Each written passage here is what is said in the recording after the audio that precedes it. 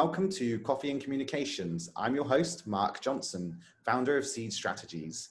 Joining me today is Angelica Misa. I hope I have your surname correct. Yes, I do. She is the founder of a social enterprise, WVN Enterprises, a woman-owned enterprise co-creating contemporary handwoven textiles for the beach and home. They work with weaving communities around the Philippines who use traditional weaving methods. And Kylie is also someone who has spent a considerable amount of time working in communications and PR. Hello, Kylie. Hey, Mark. Nice to be here. Excellent. I'm glad you can join us. So on today's episode, I will be talking to Kylie about her social enterprise, diving into what she has learned and some of the challenges they have faced, as well as picking her brains over how a social enterprise can effectively communicate and position themselves in today's society. And I think that's even more apt considering everything that's taken place over the last year with the COVID-19 pandemic. So first off, how are you? Doing well? Feeling good? Working hard? Definitely working hard. I guess like when the pandemic hit, we were also very much affected by the lockdown and restrictions and, you know, the whole idea of essentials and non-essentials. But it seems like things are picking up, and which is great, you know, economy-wise, right? It's still not the same before the pandemic, but we'll take it. Excellent. Yeah, I think pretty much the world over, everyone can kind of empathize. It's all a bit of a mess at the moment, but there does seem to be kind of more positive than not in terms of at least the vaccines kind of been rolling out in a few places and stuff like that. So I wanted to, actually, was my description of your social enterprise correct? Yes, it is. Actually, maybe I can, you know, talk about it a little bit. Yes, of course. So we work with rural artisans in different parts of the Philippines to co-create modern living products, which includes things for the home, for the beach, but we're also getting into, you know, like bridal things for the giveaways for weddings, and we also customize for different people to, like, you know, depending on you know, things for dining or for their pillowcases, that kind of thing.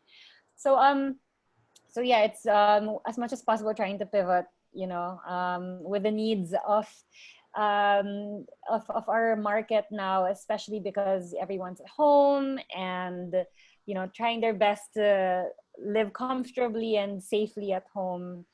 Yeah, so it's been interesting to sort of like be on that wave of, like, because initially when in our niche, in terms of handwoven items or products in the Philippines, we were really not really worried. We were worried because a lot of people were really just going for the fashion products, the fashion items like apparel. That's kind of like where a lot of the market is leaning towards, like those kinds of products. But then when the pandemic hit, you know, everyone started looking for things for the home. So I think, you know, we were very much well positioned to take that on. So yeah, but it's still not the same as before, like in terms of, you know, I guess like volume of sales and stuff.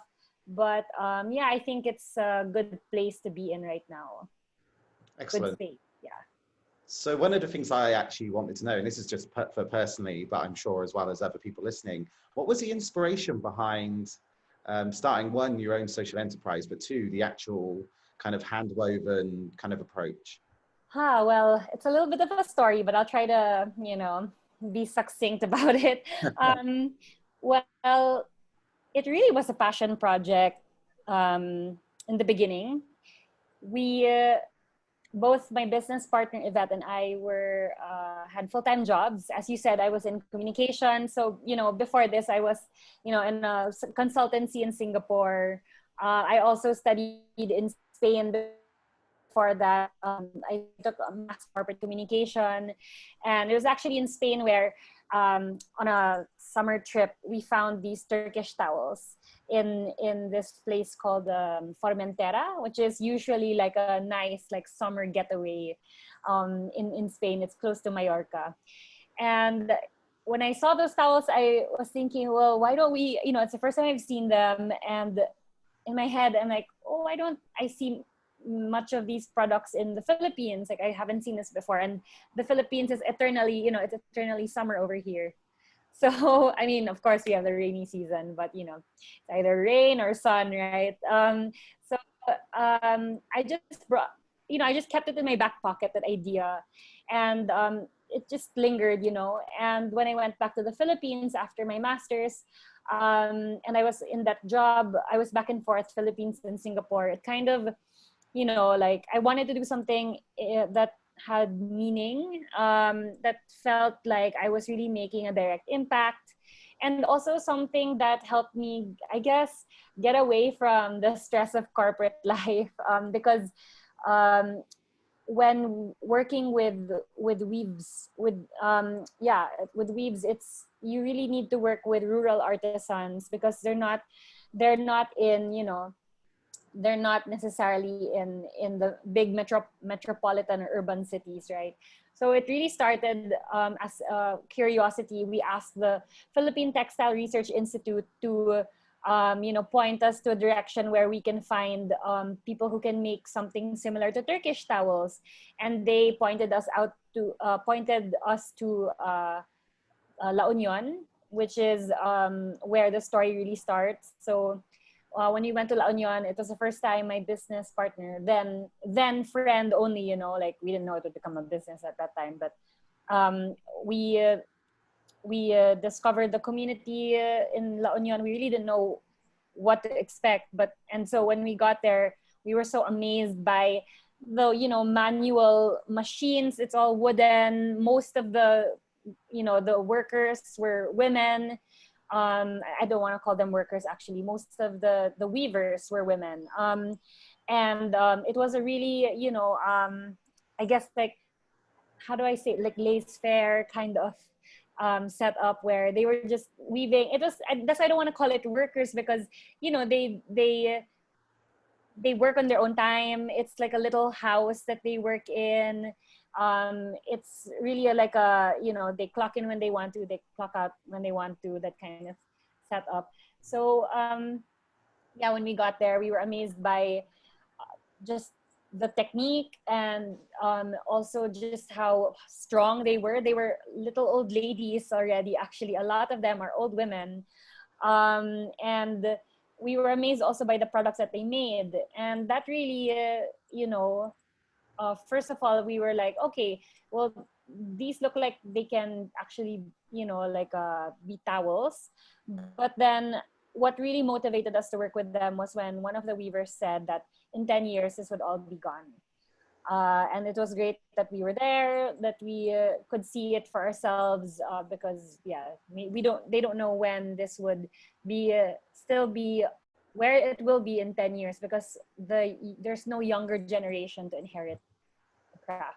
So yeah, that's where we kind of just were motivated to maybe somehow address that and make people aware of the plight of the tradition of the weavers. And yeah, that's kind of how it started. And really, like, what we wanted to do was to wave the Philippine flag and kind of make, like, instead of Turkish towels, right, why don't we make Philippine towels?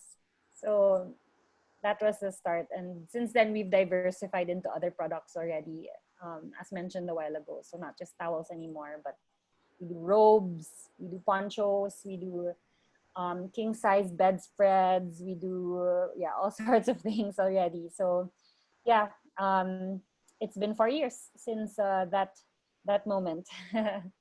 Excellent. And looking back at when you first started, all those first initial 6 months to a year, what were some of the challenges that were both unique to what you were doing?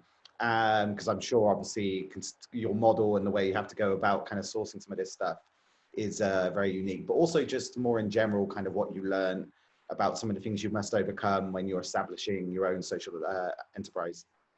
Yeah. So what was the unique part of that is that we weren't just working with people who made products. They are actually culture bearers, right? They traditionally are, they pass down traditions from, of course, like from their family or within their community. We were very aware of that when we came in. And in fact, I was very sensitive to that because there were already, we weren't the first ones to do that, to come into a community and work with them, work with, hand-woven fabrics that are culturally, had a cultural sort of attachment to them, right? I can go on and on actually about like indigenous fabric, the difference between indigenous fabrics and symbolic fabrics. They're kind of different, but that's another podcast, I guess. But the fabrics that we worked with, in particular, we made sure that they were the ones that could be used in a commercial way. They weren't the sacred fabrics, because we were very concerned about how there's a lot of talks about cultural misappropriation, and we didn't want to be that. We didn't want to misappropriate anything. So this didn't just reflect on the product side, but it really reflected on the way we also talked about what we were doing. And because also, like, at that time I was so new to it, the space, especially the cultural nuances, I was very careful not to do anything wrong, because it could, even until now actually, it's something where you have to be very sensitive about it, and ensure that you also are trying to be authentic, and you are not just trying, you are authentic when you speak and when you also work with these women. And the challenge was really like how to be able to do justice to what they were doing, to be able to give them respect, to be able to avoid that sort of how maybe not many now, but I guess before, how others would show like that whole poverty porn. Yeah.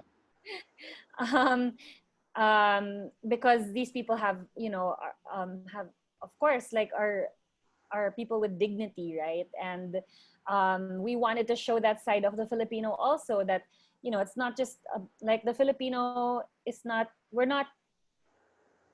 we can't just be put in that box of like poverty, you know what I mean? There's so many faces to Filipinos, and we wanted to show that also, like, because there was such a like a reputation of being Filipino around the world. I mean, even if people even knew what being Filipino was too, right? So we really wanted to show like the beauty of and the talent of Filipinos and what they can do, but also that side of being Filipino, like as humans too. Thinking about that, in terms of sort of early kind of wider issues you might have had just that you didn't know about, kind of in terms of just running a business, what kind of surprised you early on about that? Running a business, yeah. Well, it was a passion project in the beginning, which quickly turned into a business, because it was just like the sheer demand for it. For the products, we rode that support local wave, the in the Philippines. We were there at the right time, I think. Mhm. And being a first-time business owner, there were a lot of things that I didn't know what to do, how to do, just from a business management kind of perspective. But what I knew what to do was, communications, right? That was the hat I've been wearing, and I decided to fully embrace also when I went, when I came in. But the nice thing about having a great business partner is that we really complement each other. So whatever that I lacked, she really, she was really good at. That was her strength. And for whatever that we both lacked, we really studied and we learned, and we continue to learn until now. So it's really a lot. It's a learning experience, a continuous learning experience. And you know, like, you think, if you think that you kind of graduated one level, here you are again. Like, you know, you keep constantly keep climbing a ladder, and then sometimes it's not even linear, right? So what was great when I came in was I was exposed to other entrepreneurs, especially social entrepreneurs, who were models, like my idols, who were very friendly, who told us, you know, what to expect, what not to expect, and was there for us when, you know, when we needed advice, when we didn't know what to do, if we were doing it right or wrong, or, you know, those kinds of questions. So it was really great to learn from other people and know that the entrepreneurship life was really, yeah, not linear. It was like it's about learning fast. It's about you know, like, if you um fail one time, you just got to pick yourself up, you know, that kind of um right, that culture of just not being afraid to fail, which for me, coming into being a business owner, or entrepreneur, I was such a perfectionist, like, because working in right, in the corporate life, in the corporate world, it's like you cannot fail your client. You right, it's like you have to be perfect. You have to always be on. Although as an entrepreneur, I think always being on is a normal thing too. But this is like, the stakes are different. But I feel like in the corporate world, the stakes are a little higher because there's so much more expectation of you. Yeah. Yeah. I think it's something you said actually that's very interesting, and a piece of advice that most kind of VCs and accelerators end up giving startups or young companies is set up with someone else. Don't do it alone. You need that different set of ideas, that support, and someone else who can complement your skills, because you won't know everything. So I think just a small takeaway for anyone who's listening who is on that kind of journey is it's definitely worthwhile making sure you've got someone else who can definitely complement your skills, even if it is not quite traditionally like skills, like, but just find someone who can bring something different to the table is quite important. So I wanted to kind of ask the big question, which is COVID-19 hit. How has it impacted your work, and maybe sort of, because obviously you're a bit more connected into the social sort of entrepreneur enterprise space, how it's hit the space in general, maybe Philippines and even wider, if you know much more about that. I think that everyone is struggling, especially small businesses. What's nice is that, I mean, I think there was just a sense of community that, you know, everyone's just trying to help each other. Everyone's trying to survive. And the opportunity there was, you know, there were some, there were some grants that were given. There were some opportunities that were handed or landed on our laps, that was in particular to, you know, pivoting in this new normal, how to help, especially now we're part of an accelerator that helps women entrepreneurs with what happened with COVID, and sort of like build each other up, right? So I think, yeah, there was a lot of community help and support that came.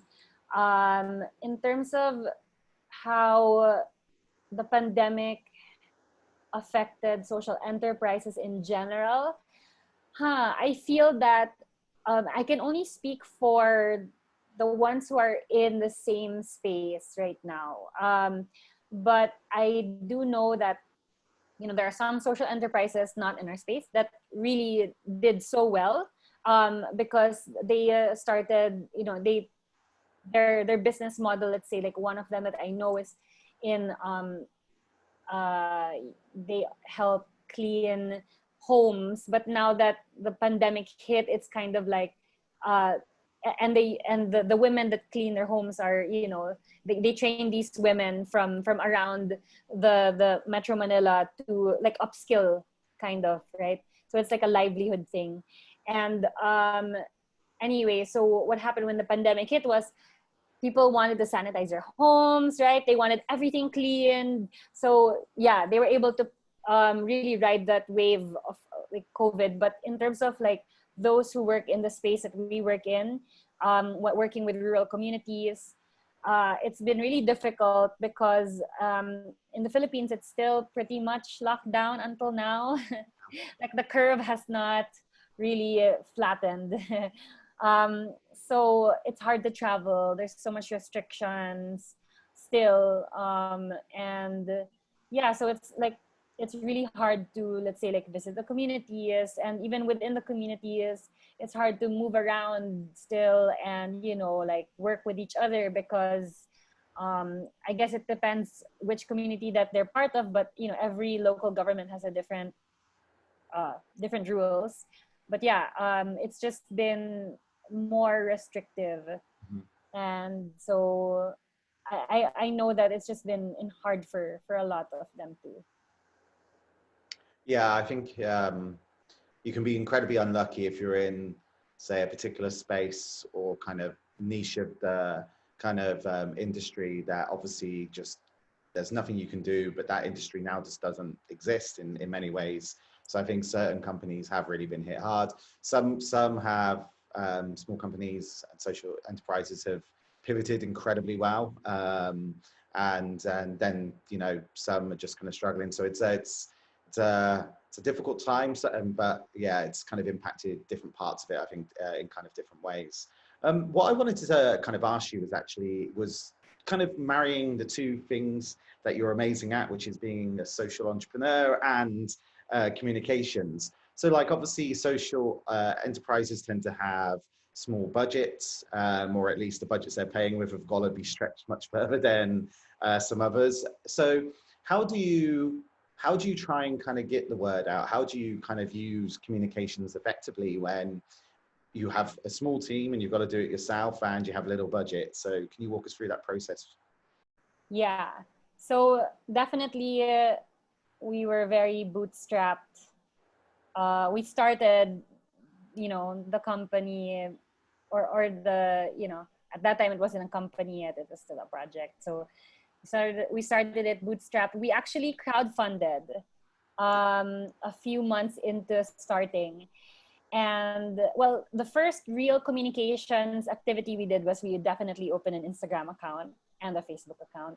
So, you know, we just, you know, just like put our stuff there. I mean, it wasn't at first, it wasn't the main platform for selling. That time, Christmas markets were such a big, that sounded like a long time ago, but it was just like before 2020. But yeah, like Christmas markets were big, and we joined a few of them.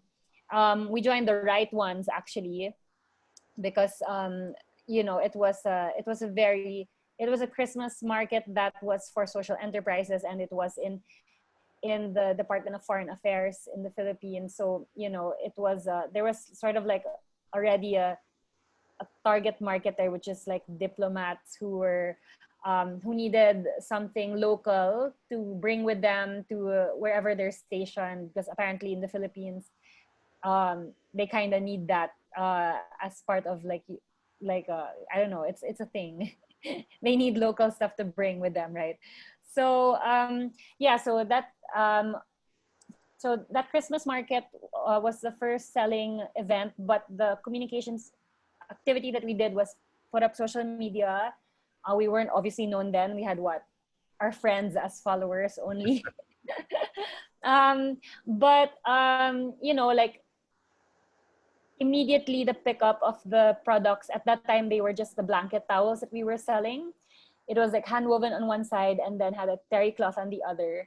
And yeah, that really picked up well. And we were getting inquiries from the people that you know, saw our products in the markets, and we were invited to another market. And yeah, it just super, yeah, like the pickup was so fast. And then we had our Instagram accounts, and some people found us there, but it still wasn't the main platform for selling. And then a few months later, we were thinking, okay, because that time we were just using the designs, like the blankets actually, of the weavers. Like we didn't design anything. It was completely like the blanket was there, the designs that they had on hand. We got those and then we put a terry cloth on it. That was kind of like our minimum viable product actually. When that sold well, we were thinking, okay, well, since we kind of tested the market and there's a really good, there was good response from it, why don't we design our own towels? So that's when the crowdfunding idea happened. It was with the Spark Project, which is a local crowdfunding platform in the Philippines. So we decided to make it a local crowdfunding campaign. It was really successful. We went beyond our target. And what was really interesting, because at first, Yvette, my business partner, Yvette and I, we didn't know what to expect from the crowdfunding. We didn't know if we would do well. I mean, we made sure we did well, right? But we didn't really know what the result would be. And what was amazing about it was it wasn't just about like we were able to, reach our target, our goal of, if I'm not mistaken, it was like 150,000 pesos. We went like beyond. We went like to 200,000 pesos, something like that. It was a community that we were able to really kind of tap into.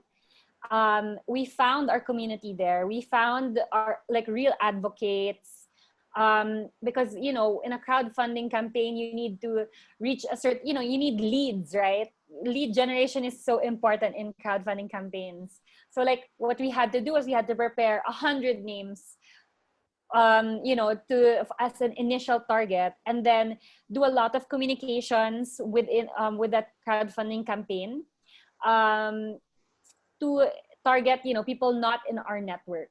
So then there's word of mouth, and then we also strategically joined another bazaar where we got the word out more and stuff like that. So yeah, that's how we were able to successfully crowdfund. And it was just, yeah, like as a communicator, it was so surprising but so fulfilling, because when you're able to really, when you see that well, first of all, the product made sense, right? That, I mean, there's no other way. Like, even if you communicate well but your product isn't so good, Yeah.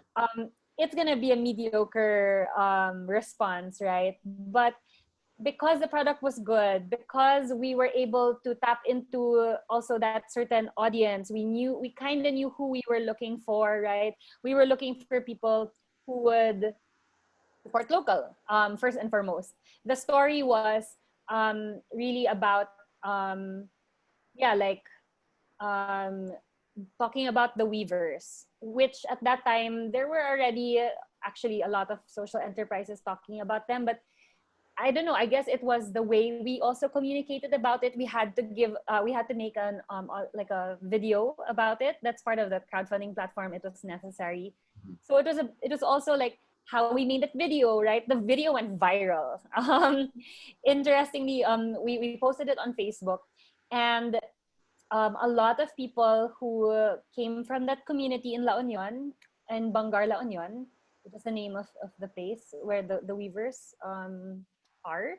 A lot of them from, they had relatives, like people from the US, from Hong Kong. I even heard like if someone saw it from Russia, you know what I mean?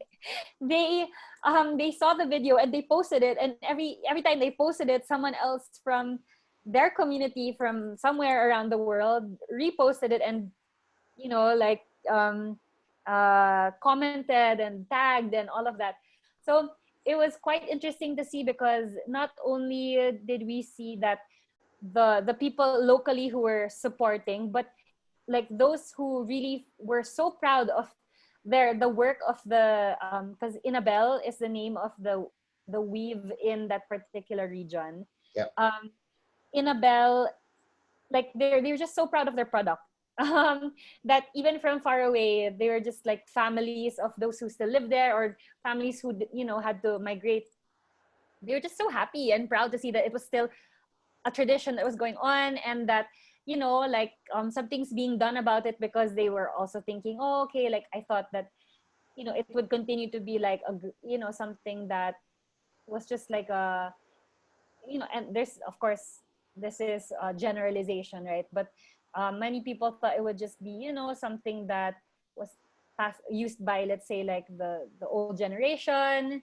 So that's what was nice, was that they were seeing how even until today it's still relevant. The product is still relevant. The tradition is still relevant. That's where it started. Sorry, I hope I didn't ramble on too much, but I really just wanted to highlight the importance of being able to communicate, well, first responsibly, but also to maybe like know also who you're talking to, and know also the unique value proposition of your product and your business, right? Even if it's just like, like it could just be a theory, right? You got to test it. And for us, the crowdfunding campaign was really a theory. We had a hypothesis of, like what value we could give, and we just ran with it. And I mean, it's not anymore a hypothesis, obviously, because we tested it. But yeah, it's really about, again, as I said, not being afraid to fail when you think one thing, is, you think this is one thing, that your business is one thing, and then you realize it's not in the next few months. I mean, right? It's really about experimenting, especially in the beginning. It's Yeah. important in the beginning.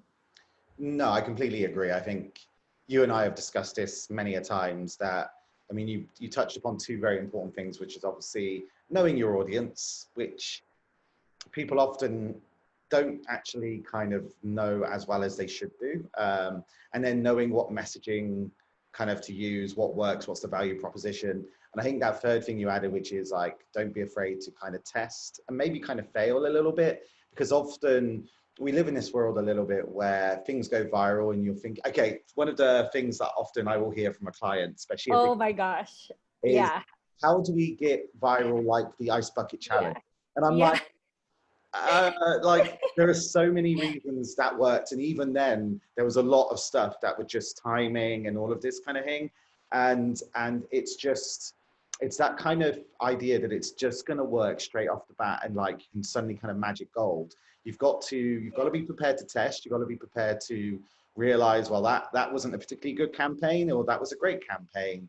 Apparently the platform we thought was going to be the best platform for us turned out to be, not really worth it. There's a lot of stuff that goes into that, and you're only ever going to find out if you're willing to kind of test, and I think have fun with it. I mean, it's communicating, it's social media, we live in a world where, again, I think people can have a lot of fun with a brand and think uniquely about how they talk about it and still be authentic and things like that. So I think it's something like, again, sort of like some of the most important advice I think I would give to young companies, social enterprises, and things like that. Kind of understand audience, get the right messaging, but also test and have fun with how you're communicating. Yeah, I want to touch on that whole viral thing, because like we didn't expect that to happen. We didn't intend for that to happen. Let's go viral. It's like, I'm sorry, but it's like, I just feel like there's a secret sauce to it, and the secret sauce is luck and timing.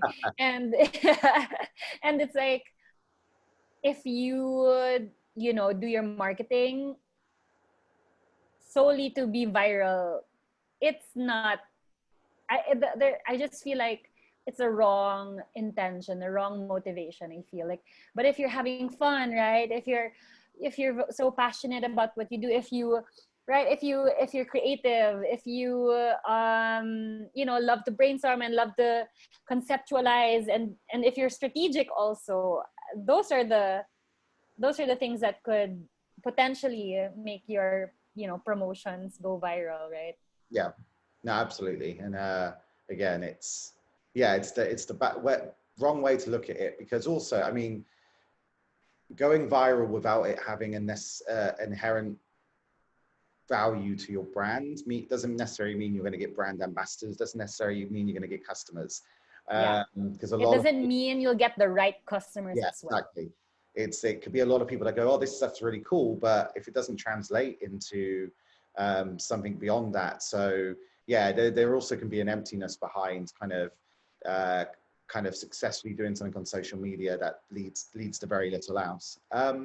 I wanted to ask you, actually looking a bit forward,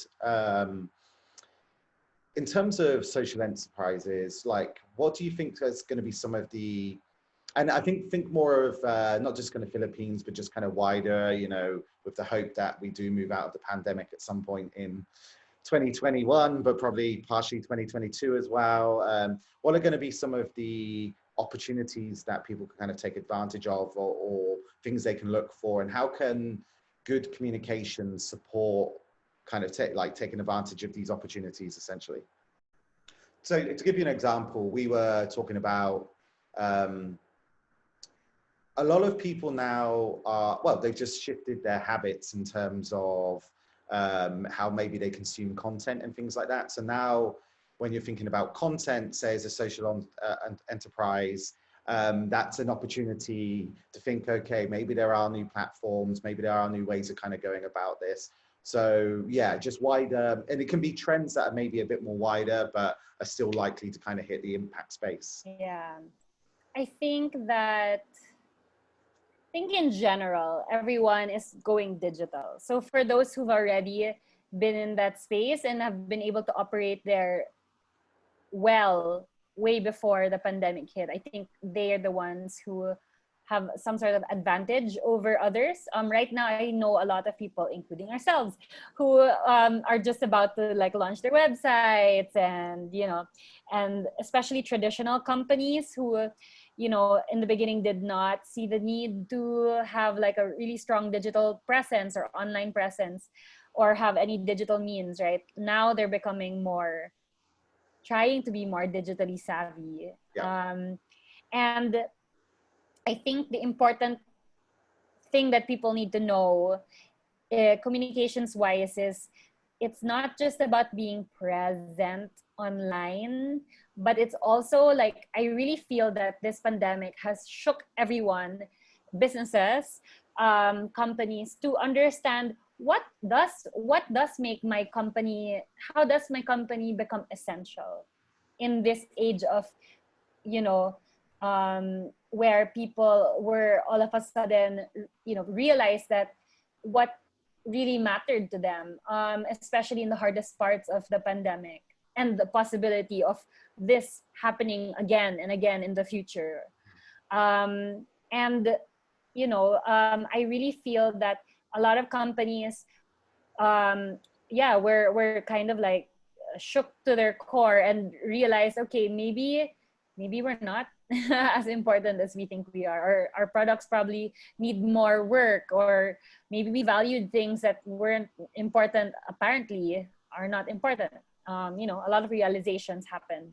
And I think it's really important that before people go online, people go digital, it's important to understand at the very core who you are as a company, your essence, and how you can really make a difference, especially in this world that has changed.